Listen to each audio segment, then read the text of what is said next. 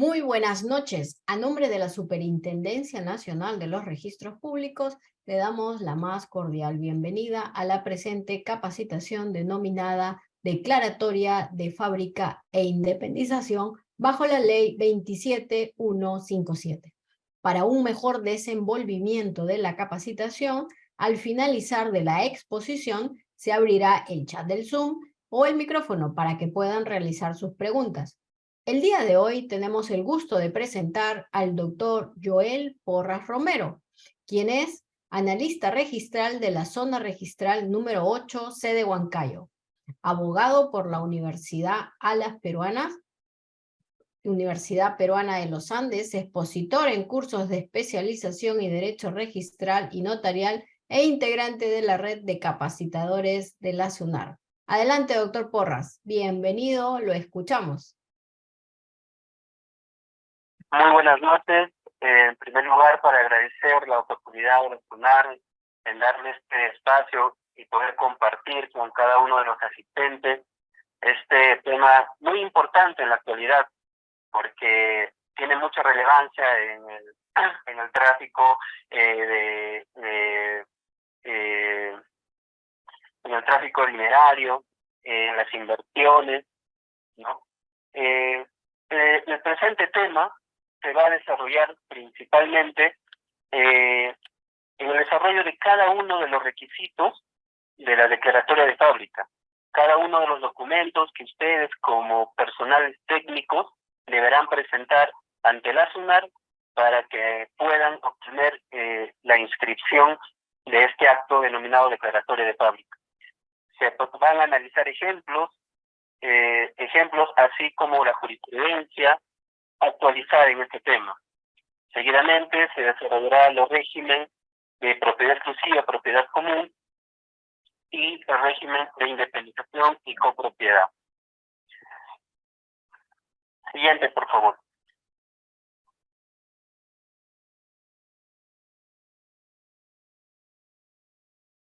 Cabe preguntarnos, siguiente, por favor. Cabe preguntarnos, ¿qué es la declaratoria de fábrica? Bueno, la declaratoria de fábrica es declarar ante la ley la existencia de una construcción u obra.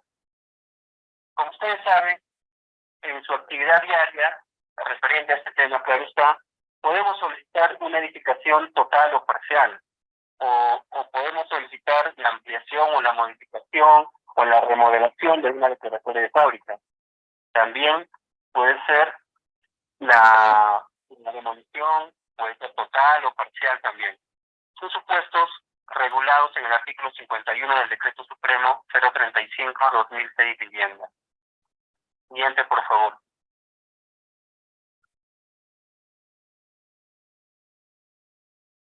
¿Se me escucha bien?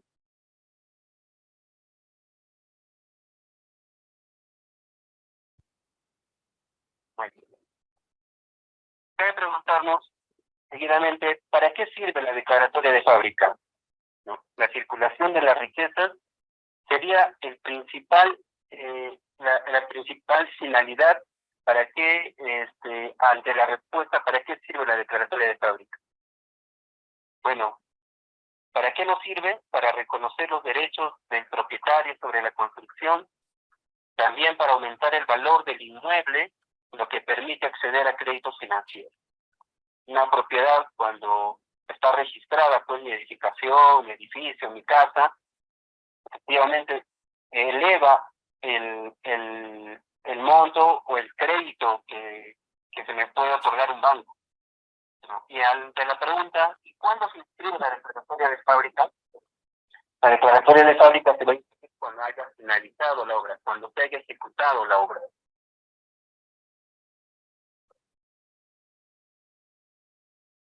Siguiente, por favor. Existen dos modalidades de inscripción de declaratoria de fábrica. La modalidad extraordinaria, que es la que es materia de esta exposición, ¿no? Que está dirigida para aquellas construcciones realizadas hasta el 31 de diciembre del 2016, que hayan sido construidas sin licencia de construcción, sin conformidad de obra. Si mi edificación, mi casa, mi edificio, mi departamento han sido ejecutados, han culminado su construcción hasta el 31 de diciembre de 2016, se puede acoger a esta ley, la ley de regularización, que es una ley de excepción, ¿no? Regulada por la ley 27157. Y de forma nada más, iniciativa quiero citar a la modalidad ordinaria, la que tiene como trámite que participa la municipalidad, que va a estar dirigida para aquellas construcciones realizadas después del 31 de diciembre del 2016. Básicamente sí, porque puede ser anterior, ¿no? Porque como se está indicando, la modalidad ordinaria es pues, efectuar mi declaratoria de la edificación a través de la ley 29090 con la participación de la municipalidad.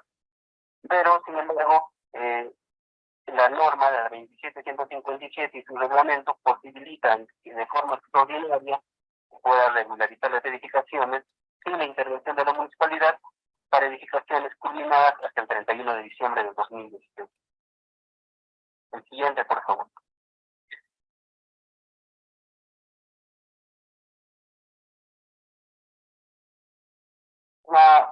Respecto al tema que nos interesa en la presente, la fábrica en vía de regularización, podemos decir que es un procedimiento de tipo simplificado, que no necesita la creación municipal ni de ninguna otra autoridad. Y se va a dar sobre edificaciones, y las edificaciones que se regularizan son aquellas ubicadas en predios urbanos. También sobre terrenos que cuentan con proyecto aprobado de habilitación urbana con construcción simultánea, y predios ubicados en zonas urbanas consolidadas, los que se encuentran como urbanos en la municipalidad correspondiente e inscritos como rústicos en el registro de predios. Acá salta la pregunta, ¿y cómo yo acredito no crees urbano? Como vamos a ver más adelante, la forma como acreditar que el predio es urbano y por tanto sí me puedo acoger a esta ley de regularización es a través del certificado de parámetros urbanísticos o el certificado de planificación y vías que pide la municipalidad. ¿Quiénes son los actores involucrados en este procedimiento de regularización de la fábrica? Son pues el propietario del predio, el verificador y el notario. Siguiente, por favor.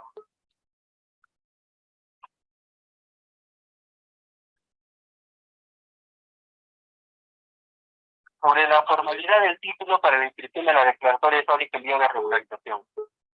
El título para solicitar la inscripción de la declaratoria lo va a constituir el COD y va a estar acompañado de los documentos a que se refiere el artículo 25 del Decreto Supremo 035-2006 Vivienda. En primer lugar tenemos la declaración jurada del verificador responsable, ¿no? Que va a ir adjunto o inserto en el informe técnico de verificación, señalando bajo su responsabilidad que la edificación en materia de regularización cumple con los parámetros urbanísticos y edificatorios reglamentarios correspondientes a la fecha de ejecución, ¿no? Eso es importante, ¿no? Respecto a los parámetros que se debe cumplir es respecto a los parámetros que existen o que existieron a la fecha de la ejecución de la obra. También está la declaración jurada del verificador con firma certificada por notario, en la que consigna expresamente que el predio en materia de regularización no se encuentra comprendido dentro de los supuestos de improcedencia que establece la primera disposición complementaria y final de la ley 30830. Hasta aquí tenemos dos requisitos que necesariamente tienen que acompañar al FOR. Y son ambos pues una declaración jurada del verificador responsable, en la cual indica en primer lugar que el predio cumple con los parámetros urbanísticos y edificatorios a la fecha de ejecución, y en el sentido que el expediente del predio en materia de regularización no se encuentra comprendido dentro de los supuestos de improcedencia que establece la primera disposición complementaria y final de la ley 30830. Aquí tenemos un ejemplo de estas declaraciones juradas. Están los datos de identificación del verificador y seguidamente declara bajo juramento, ¿no? Que el predio en materia de regularización, siguiente por favor, en este ejemplo vemos que el verificador declara en el sentido siguiente, que el predio en materia de regularización ubicado en tal lugar no se encuentra comprendido dentro de los supuestos de improcedencia de la ley 30830.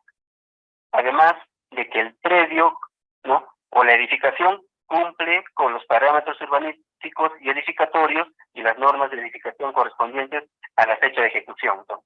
Mi declaración jurada con este tenor estaría cumpliendo los requisitos referidos a esto, a las declaraciones juradas.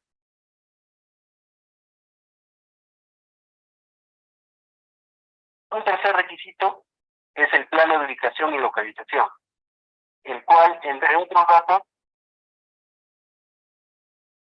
el siguiente, por favor.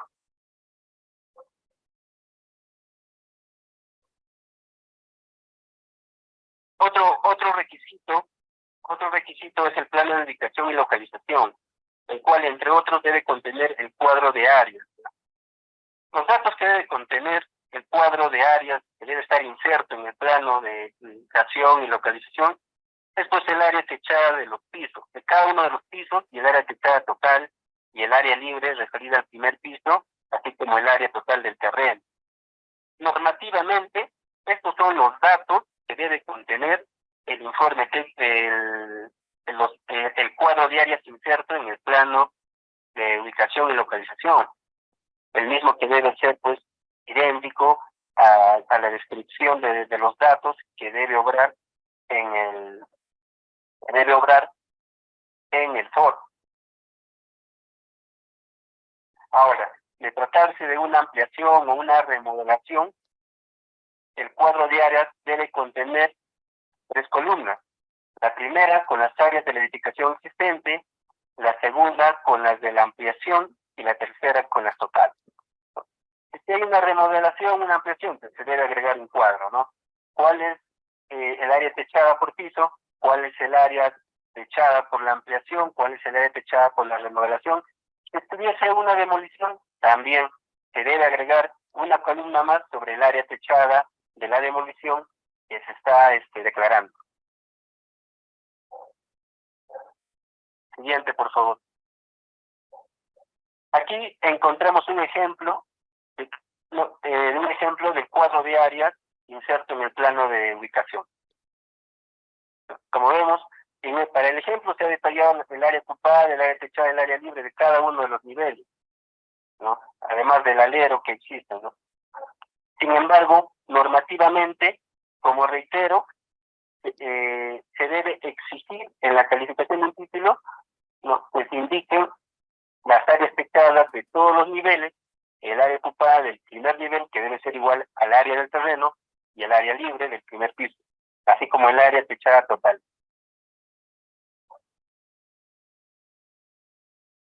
Siguiente, por favor. Otro requisito, o que debe acompañar al FOR, otro documento, es el plano de arquitectura, con los nombres de todos los ambientes y que deben estar concordados con la memoria descriptiva del FOR. Eso en principio, ¿no? Porque si es que existe discrepancia entre los planos y la memoria descriptiva del FOR, va a prevalecer lo que indica los planos.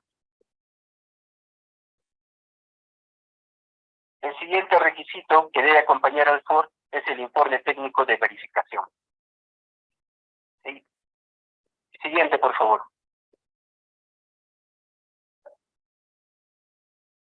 Respecto al informe técnico de verificación, es muy importante tener en cuenta las discrepancias en las áreas y olinderos. Respecto a ello, cabe decir que cuando la observación en el informe técnico se refiere a la existencia de discrepancia entre el área real del terreno, sus medidas perimétricas y olinderos, con los que figuran en la partida registral del predio, el registrador inscribirá la declaratoria de fábrica siempre que el área real del terreno no sea mayor de la que figura en el registro. Asimismo, incluirá como carga la discrepancia existente. De lo leído, entonces se entiende que cuando existe, pues, discrepancias entre el área del terreno, sus medidas perimétricas, siempre que esta área real sea menor que el área inscrita, esta va a poder acceder al registro, ¿ya? Pero ustedes, los técnicos, deben indicar esa discrepancia como una carga técnica. para lo cual se va a extender como una carga también en la partida. Pero ¿qué sucede si el área del terreno o el área real es mayor al área inscrita? Entonces, en ese supuesto únicamente se puede anotar preventivamente la declaratoria de fábrica, siempre que no exista superposición de áreas. ¿Quién lo va a desvirtuar eso? Es el área de catastro. El área de catastro emitirá un informe técnico indicando que existe o no existe superposición. Si existe superposición, no va a poder acceder al registro. Si es que no existe superposición, se notará preventivamente. ¿Por qué tiempo? Por 1 año. Seguidamente, indicaríamos también que si el área del terreno es superior al área registrada, lo que decía, ¿no? Si el área es superior si el área real es superior al área inscrita, únicamente se podrá anotar preventivamente. Siguiente, por favor. Acá tenemos un ejemplo de un informe técnico de verificación. Como vemos, están los datos del propietario, están los datos del inmueble, del terreno, la ubicación, ¿no? La dirección, el área. Ahí tenemos en el ítem 3.2 del informe técnico, tenemos dos espacios para rellenar. Según título registrado, dice 200, ¿no? Por el fondo, por el frente 8, por la izquierda y la derecha 25. Y estos son datos que coinciden con el área según la realidad física, como vemos en el ejemplo. Entonces, en este caso no existe pues observaciones en la constatación de las áreas y medidas perimétricas. Ahí no habría carga, al menos respecto a este tema. Pero ¿qué pasaría si existiese una diferencia, ¿no? Que el área, según realidad física, es menor al área registrada? Entonces, ahí tendríamos que marcar el ítem con observaciones y especificar esta observación en la siguiente ítem referido a las observaciones, ¿no? Los mismos que se van a extender en la partida como una carga técnica. Siguiente, por favor. Hablando del FOR, el FOR requiere de unos datos indispensables, como son el valor de la construcción.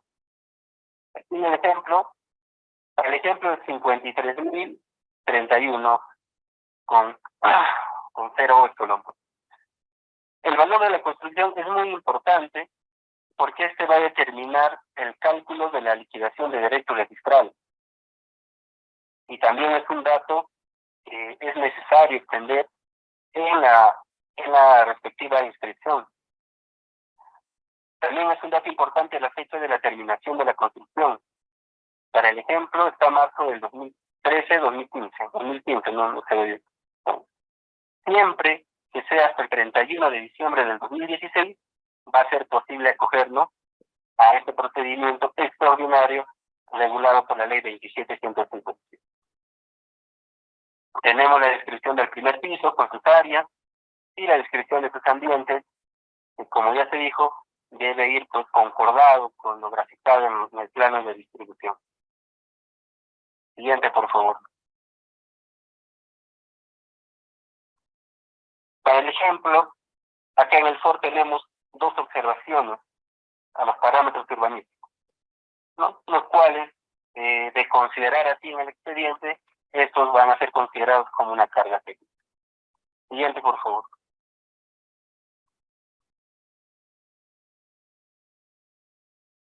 Cuando hablamos de las personas que intervienen en este procedimiento de regularización, hablábamos del propietario y del verificador, y también hablábamos del notario. Acá va a tener que indicarse los datos del verificador y será el notario quien va a certificar su firma. Siguiente, por favor. En el siguiente ejemplo vemos los datos de los propietarios. Igualmente, los propietarios deberán firmar, suscribir el FOR, y y el notario deberá certificar su firma de cada uno de ellos. Más adelante veremos si es necesario o no es necesario la participación de todos los propietarios o una mayoría. Siguiente, por favor.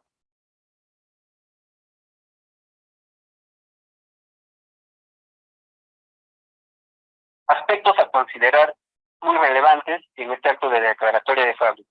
Dice, no es objeto de observación los casos donde la medida perimétrica total de los linderos no coincida con la sumatoria de los tramos o segmentos consignados en el plano y la medida perimétrica total de los linderos se adecua al antecedente registral. Sería que a veces se sumaba pues los tramos o segmentos pues, que existían en un lado del perímetro, ¿no? Y no coincidían con la medida total que también se indicaba. Entonces, era materia de observación en forma reiterada en algunas ocasiones. Y ahora, con este dispositivo normativo, ya no va a ser materia de observación.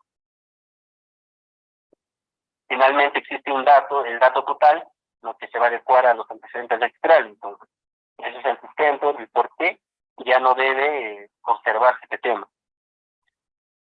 Respecto a la inscripción de carga técnica, el artículo 80 del reglamento de inscripciones del registro de predios indica que la determinación del cumplimiento de los parámetros urbanísticos y edificatorios de la edificación compete exclusivamente al verificador, por lo que no corresponde a las instancias registrales formular observaciones a los aspectos técnicos del informe o por las discrepancias de este en el formulario registral, planos, prevaleciendo la información señalada en el informe técnico. Es una innovación, las últimas modificaciones que existen respecto al reglamento de inscripciones del registro de predios. Siguiente, por favor.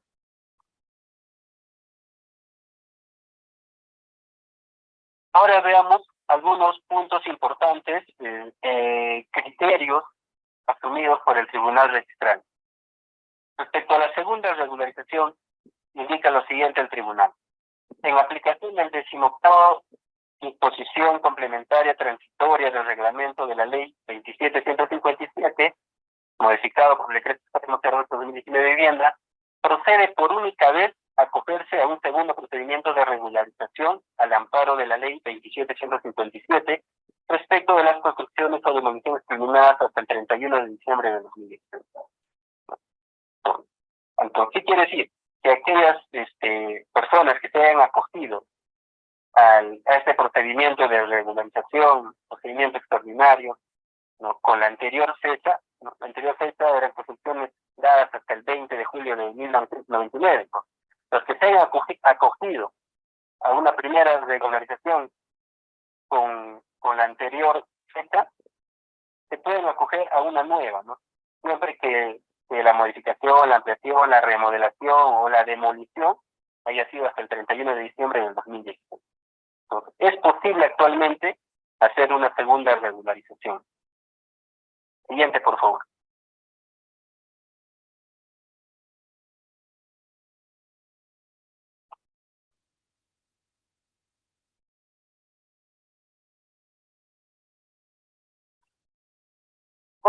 Otro precedente de observancia obligatoria indica, para inscribir la regularización de edificaciones existentes sobre un predio ubicado en zona urbana consolidada, que aparece inscrito como un predio rústico en el registro de predios, no se requiere la resolución de alcaldía que declare la habilitación urbana en el edificio.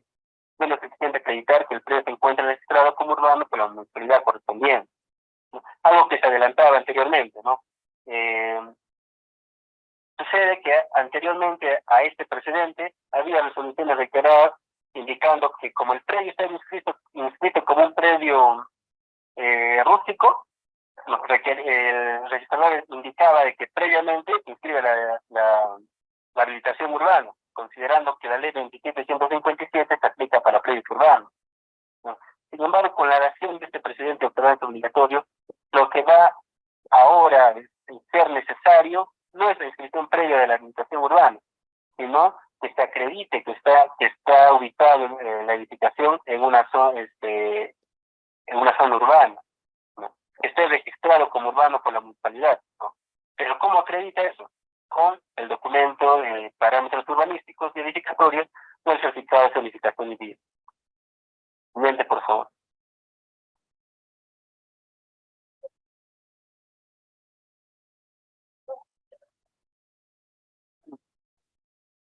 El Tribunal Registral también emitió el precedente de observancia obligatoria referente a las edificaciones de centros históricos monumentales. indicando que es inscribible la regularización de edificaciones pertenecientes al patrimonio cultural de la nación al amparo de la ley 2757, cuando el Instituto Nacional de Cultura no es inscribible, pero necesitamos una autorización del Instituto Nacional de Cultura.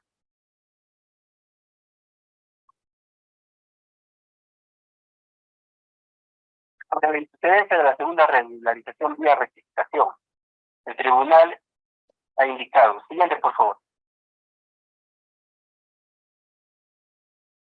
Respecto a la improcedencia de la segunda regularización vía rectificación, se ha indicado, no procede la rectificación mediante el FOR de una declaratoria de fábrica inscrita vía regularización en virtud de la ley 2757, cuando es evidente que se trata de una segunda regularización. No es procedente la rectificación de la regularización de una fábrica cuando este importa una disminución, por ejemplo, de niveles, ¿no? O una modificación de distribución, incorporación de nuevos ambientes, reducción o incremento sustancial de área techada, ¿no?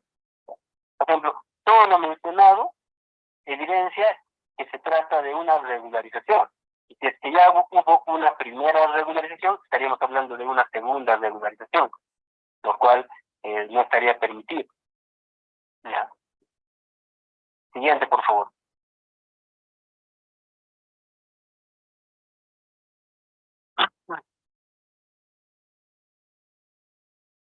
Sobre la competencia del notario en los procedimientos de regularización previstos en la ley 2757, el Tribunal registrado en la resolución 894 de 2019 indicó: es competente para el conocimiento de los procedimientos de regularización de edificaciones realizadas al amparo de la ley 2757 y su reglamento, el notario del distrito notarial donde se ubica el predio objeto de regularización.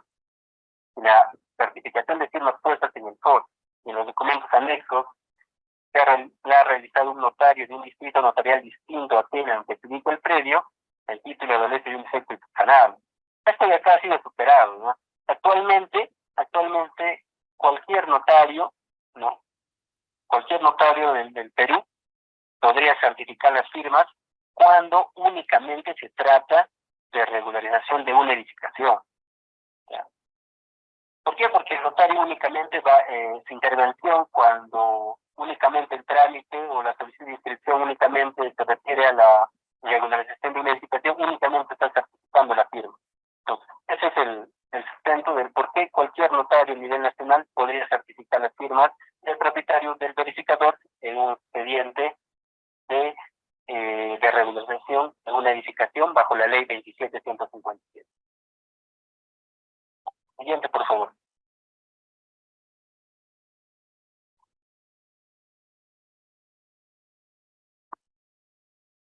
Se ha indicado, se ha visto pertinente indicar un acuerdo plenario. Indica, en la regularización de la fábrica al amparo de la ley 2757, el verificador responsable reemplaza a la municipalidad en la verificación de la adecuación de la edificación a la normativa urbanística y edificatoria, razón por la que no puede ser objeto de observación las discrepancias entre el informe y el certificado de parámetros urbanísticos y edificatorios por la omisión de consignar alguna transgresión a los demás aspectos técnicos, por cuanto estos aspectos son de exclusiva responsabilidad del verificador. A veces se daban muchas observaciones indicando que no coincidían los parámetros adjuntados, ¿no? Por el certificado de parámetros con lo indicado por el verificador. Esto se ha superado por este acuerdo plenario, ¿no? En la cual indica que nosotros, los operadores registrales, no podemos verificar lo manifestado o la declaración efectuada por el verificador. El verificador, de la declaración que él inicia respecto a la adecuación de la edificación con la normativa urbanística, el verificador es exclusivo responsable. Entonces, a nivel registral no amerita calificación las declaraciones en ese sentido. Siguiente, por favor.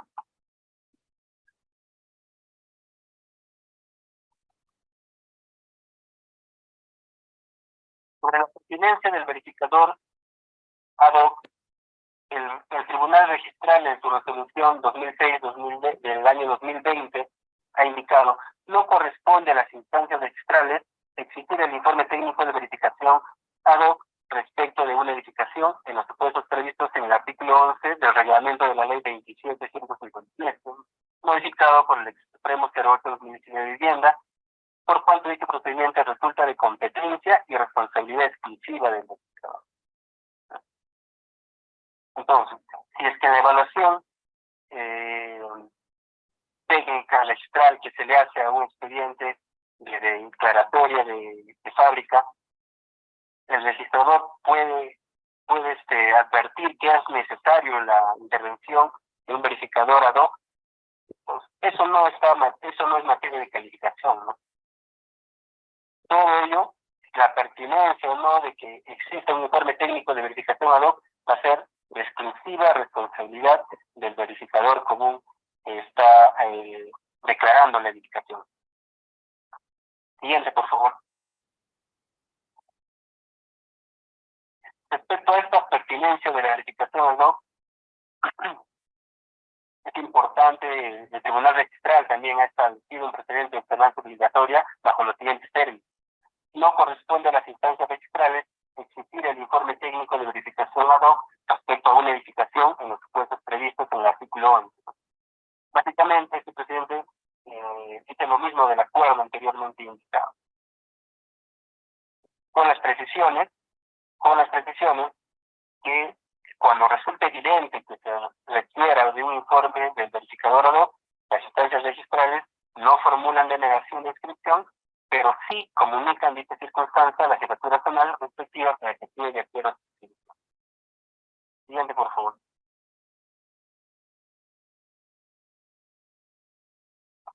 Respecto a la presentación del informe técnico de verificación ad hoc con anterioridad a la inscripción. Respecto a ello, el Tribunal Registral en precedente observancia obligatoria indicado. En el caso en que el verificador considere que se requiere de un informe técnico de verificación ad hoc, procederá a la inscripción de la fábrica, dejando como carga en la partida que no se cuenta con este informe, ni con la declaración jurada respectiva. Sucede que si en el expediente de declaratoria de fábrica el verificador común indica que se requiere de un informe técnico de verificación ad hoc, pero no lo adjunta, entonces el registrador no puede negar la inscripción, se va a inscribir, pero se va a también extender una carga en la partida. Siguiente, por favor.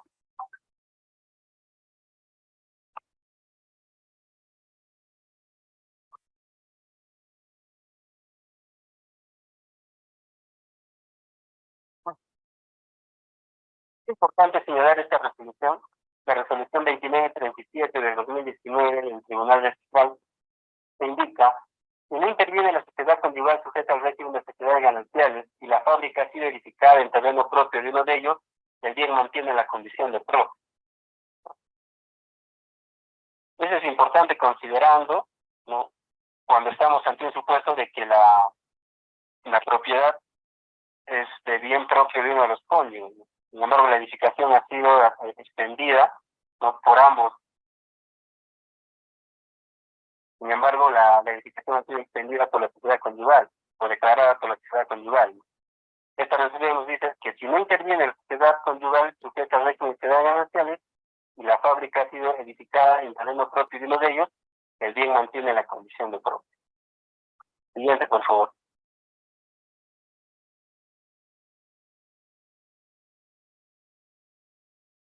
Siguiendo el mismo tema, sobre fábrica sobre terreno de uno de los cónyuges, el Tribunal Registral ha indicado: en los casos en los que en la declaratoria de fábrica intervenga la sociedad conyugal sujeta al régimen de sociedades gananciales y la fábrica haya sido edificada en terreno propio de uno de ellos, el bien tendrá la condición de social. Ello de conformidad al tercer párrafo del artículo 79 del reglamento de inscripción en el artículo 2. ¿Quién debe otorgar? ¿Quién debe extender cuando la edificación ha sido concluida dentro de la vigencia de la sociedad conyugal? Basta, dice el Tribunal Registral, que intervenga el cónyuge titular, adjuntándose pues la partida de matrimonio, que evite que la sociedad conyugal estará vigente antes de la culminación, ¿no?, hasta antes de la culminación y ejecución de la edificación. Siguiente, por favor. Bueno, la siguiente diapositiva trata de lo mismo. Siguiente, por favor.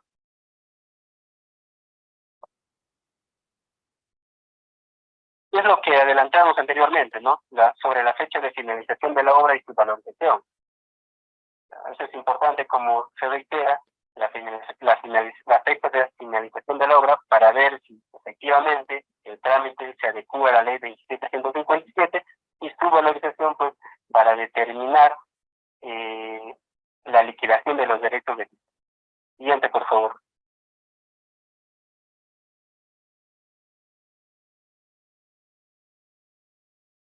En la resolución 1095 del 2010, el Tribunal Registral indicó lo siguiente.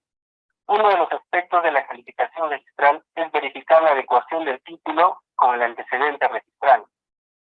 Así, cuando se trata de la calificación de una declaratoria de fábrica, los datos que obren en los documentos que se presenten, entiéndase planos y memoria descriptiva, deberán ser concordantes entre sí y adecuarse a los antecedentes registrados. En este sentido, constituye un obstáculo la falta de descripción de los niveles y medidas perimétricas de interés. Entonces, mira, por ejemplo, ustedes cuando presentan un expediente de declaratoria de fábrica, si es que han evaluado previamente los antecedentes registrales y no existe, por ejemplo, un área o faltan medidas perimétricas, no están completas, pues previamente a efectuar la declaratoria de fábrica deberán pues regularizar o deberán inscribir la determinación del área, lineros y medidas perimétricas. ¿Ya? Porque si ustedes presentan con este defecto, necesariamente se le va a observar y se les va a indicar que previamente inscriban el acto previo. Siguiente, por favor. Respecto a la formalidad de la documentación subsanatoria del FOR, el Tribunal Registral en reiterada jurisprudencia ha indicado que la subsanación de errores incluidos en el FOR puede efectuarse mediante el anexo 4 o un documento privado con firma certificada de los propietarios y el verificador responsable. No únicamente con el anexo 4, sino también puede ser con un documento privado con certificación de firma de los propietarios y el verificador responsable. Siguiente, por favor. Respecto a los aleros externos, el Tribunal, en su resolución 1333 del 2019, ha indicado que los aleros externos no forman parte de las áreas cercadas del primer piso, pero su descripción debe consignarse en el plano, memoria descriptiva y el reglamento interno sin que implique una variación del área libre y el área techada del piso en mención. Esto respecto al primer piso, ¿no? O el alero en el nivel donde se genere no va a variar el área techada, pero sí de los pisos, de los niveles superiores. Esto va a hacer pues que se incremente el área ocupada de los pisos superiores, ¿no? Siguiente, por favor.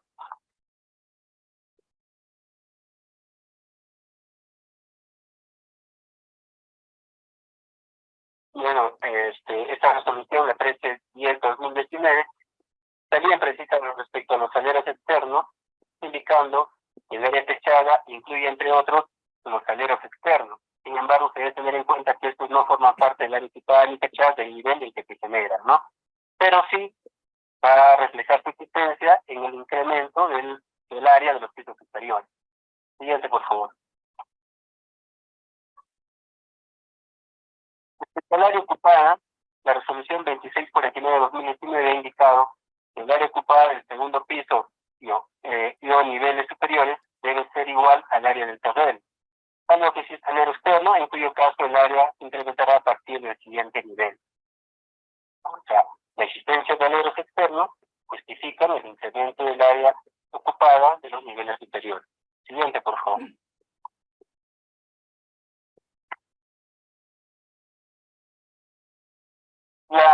El acto de declaratoria de fábrica, en reiterada jurisprudencia, ha sido considerado como un acto de administración.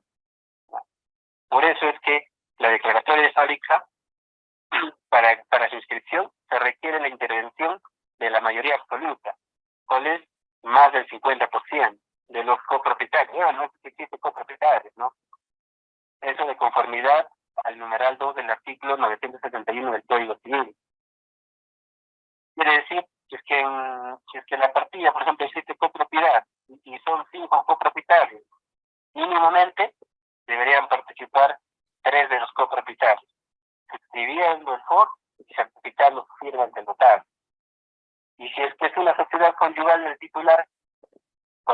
cualquiera de los dos, tratándose de que es un acto de administración, cualquiera de los dos cónyuges podría pues, otorgar la declaratoria de fábrica. Siguiente, por favor. Respecto al acto de independización de unidades inmobiliarias sujetas al régimen establecido en la ley 27.157. Seguidamente vamos pues a desarrollar estos dos regímenes de propiedad regulados bajo la ley 27.157, ¿no? Me refiero al régimen de propiedad exclusiva y propiedad común, el régimen de independización de propiedad. Como vamos a ver más adelante, no son los únicos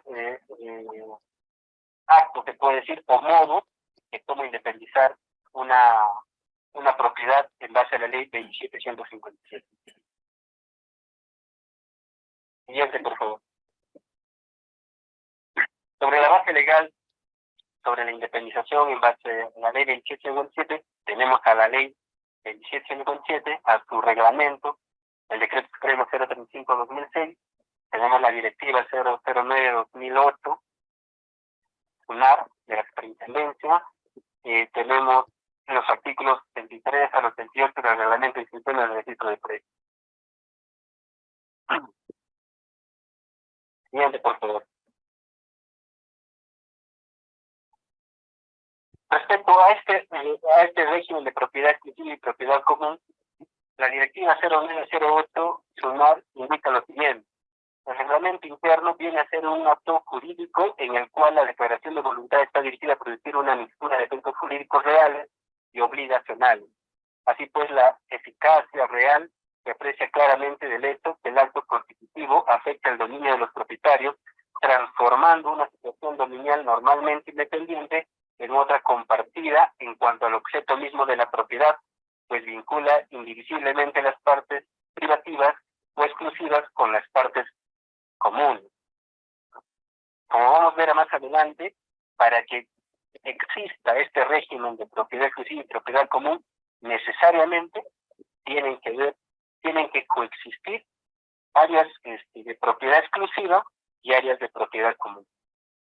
Siguiente, por favor.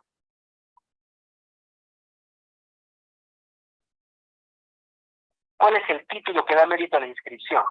En conformidad al artículo 73 del reglamento de inscripción del registro de predios, para poder yo inscribir mi reglamento y la independización bajo el régimen de propiedad exclusiva y propiedad común, son principalmente, o son tres los requisitos. El reglamento interno, que es otorgado por todos los propietarios. Si hay copropiedad, todos los copropietarios. Si existe una sociedad conyugal, la sociedad conyugal deberá otorgar el reglamento interno. Y debe ir con la certificación de la firma de ambos, cónyuges o de todos los copropietarios. El documento privado, lo que actualmente denominamos memoria descriptiva. Este documento también tiene que ir suscrito por todos los copropietarios de existir copropiedad o por ambos cónyuges de ser la sociedad conyugal el titular de la propiedad. Y el plano de independización.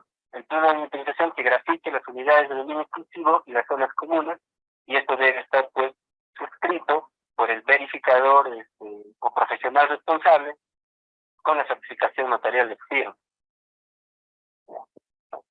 ¿Qué sucede a veces? A veces se presenta este expediente de independización por reglamento interno, se presenta a veces en triplicado. Eso no es correcto, ¿verdad? Solo se presenta un juego nada más. Lo que sí se presenta en triplicado es el expediente de declaratoria de edificación o declaratoria de fábrica, bajo la ley 27.157. Pero también es un original y dos copias simples.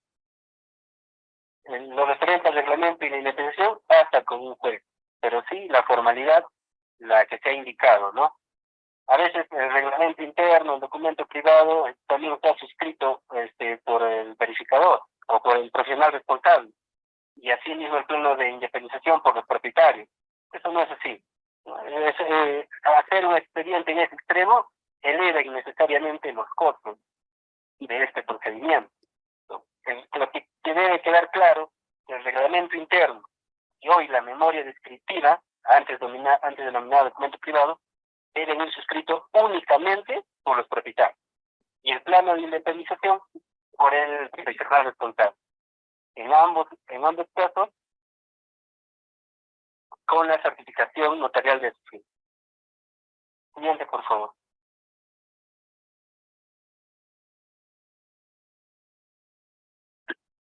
Como decíamos, los elementos configuradores del régimen de propiedad exclusiva y propiedad común es que existe una edificación o conjunto de edificaciones integradas por secciones de propiedad exclusiva, ¿no? Y deben coexistir en la mencionada edificación bienes de dominio común y servicios comunes y zonas exclusivas. Y tiene que ver, pues, vocación de permanencia y distintos propietarios de las secciones de propiedad exclusiva. Siguiente, por favor.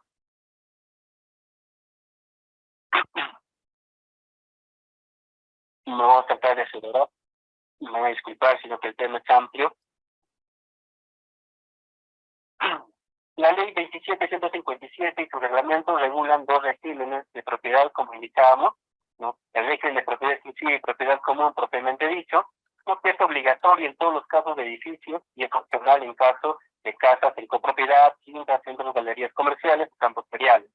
Y el otro régimen de propiedad, ¿no? El régimen de independización y copropiedad, únicamente se puede optar por este régimen en los casos de casa en copropiedad, quintas, centros y galerías comerciales o campos feriales u otras unidades con dominio común. Siguiente, por favor.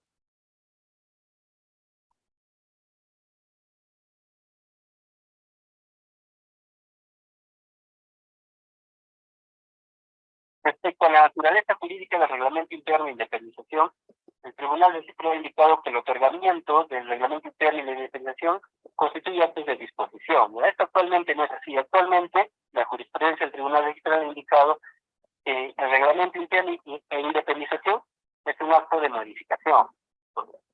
Contrastado con el Código Civil, es que justamente por ello es que deben de participar todos los copropietarios en un régimen de copropiedad o ambos cónyuges cuando se trate de un bien social. Siguiente, por favor.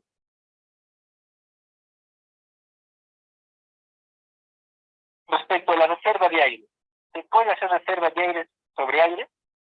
Actualmente sí se puede hacer reserva de aire sobre aire, ¿ya?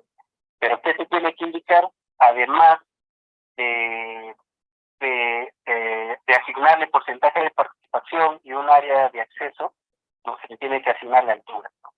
Si hablamos de aire, vamos a hablar que existe la reserva de aire sin independización y la reserva de aire con independización. En este último caso, ¿no? Como se indicó para la reserva de aire sobre aire, se tiene pues que indicar el porcentaje de participación que se le asigna, además de un área proyectada de acceso. Siguiente, por favor. Respecto a la regularización del reglamento interno, ¿no? Que es un tema regulado en el artículo 6 de la ley 27.57 y del 19.23 de su reglamento, se va a indicar que la asamblea es convocada por vía notarial por cualquiera de los propietarios, ¿no? Entre la convocatoria y la fecha de la reunión debe haber un periodo mínimo de 5 y máximo de 10 días hábiles. El acuerdo se adopta con voto conforme a la mayoría de los propietarios y se publica en el diario oficial del peruano o un diario de mayor circulación del lugar donde se ubica el predio y en el lugar visible del propio edificio, ¿no? Se presume que los porcentajes de participación son iguales para todas las instituciones de propiedad exclusiva, ¿no?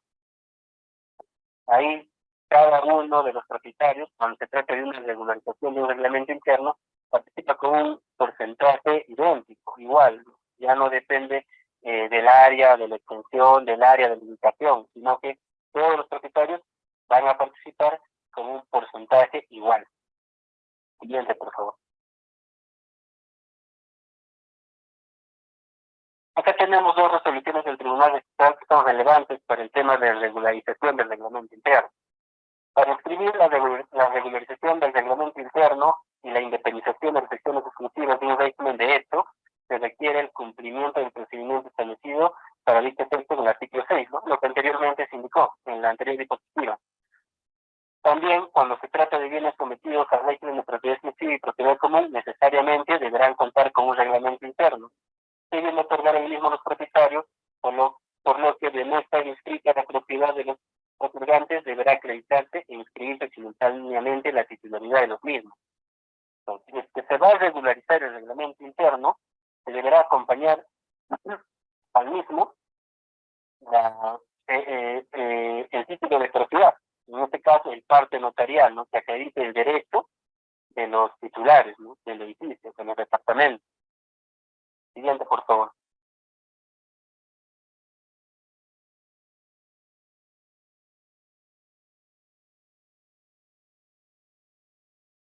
Anteriormente ya se indicó que cuando existe discrepancia entre la memoria y el plano, los va a prevalecer el plano. Esto es un precedente de autoridad obligatoria que ha sido ya incluido en el reglamento de instrucciones del registro de previa. Siguiente, por favor. Sobre los protocolos en el reglamento interno, ¿no?, el Tribunal Registral ha indicado que este es un requisito formal que no repercute en la validez del documento ni afecta a terceros. Entonces, la omisión del protocolo en el reglamento interno no constituye un obstáculo para la inscripción. Entonces, en ese sentido, toda observación que haga el registrador porque no existe un protocolo en el reglamento, no debería, en realidad no debería observarse, ¿no? Entonces, con este precedente de observancia obligatoria, se podría argumentar e indicar vía de ingreso que es un aspecto que no debe dar mérito a una denegación de inscripción. Siguiente, por favor.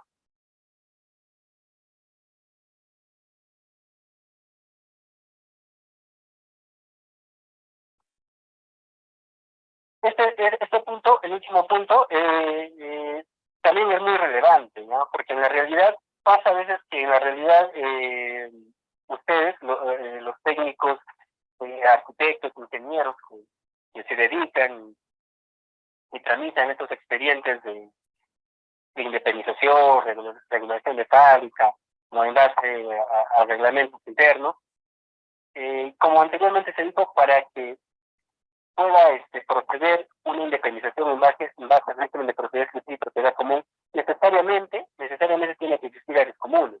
Pero a veces sucede que no se presentan planos, su reglamento interno, e indican que no existen áreas comunes, ¿no? Eso no es posible, ¿no? Si no existen áreas comunes, no es posible acogerse a este régimen de propiedad horizontal o un régimen de propiedad exclusiva y propiedad común. Entonces, ¿qué deberían hacer? Una opción es presentar o solicitar la inscripción de la subdivisión por regularización al amparo de la ley 27.157. ¿Cómo es esto? Mira, mediante la resolución 2820 del 2023 del Tribunal Registral, y como también la ley lo regula, ha indicado lo siguiente: la subdivisión de predio urbano por regularización de edificaciones al amparo de la ley 27.157 procederá solo cuando la construcción de edificaciones independientes declaradas en vía de regularización conllevó al fraccionamiento de hecho del predio urbano matriz, lo cual podrá determinarse de la existencia de unidades inmobiliarias independientes debidamente delimitadas estructuralmente por muros, paredes o cercos. El hecho de que uno de los predios subdivididos no tenga acceso a la vía pública no constituye obstáculo para su regularización en mérito de la ley 27.157. ¿No? Tenemos edificaciones independientes, ¿no?, y no tenemos áreas comunes, no presentemos pues un reglamento interno, porque esa solicitud se va a denegar, ¿no? ¿Qué podemos hacer? Podemos solicitar la subdivisión por regularización. Eso hay que tener en cuenta al momento de solicitar una independización bajo este régimen de propiedad exclusiva y propiedad común. Muchas gracias por su atención.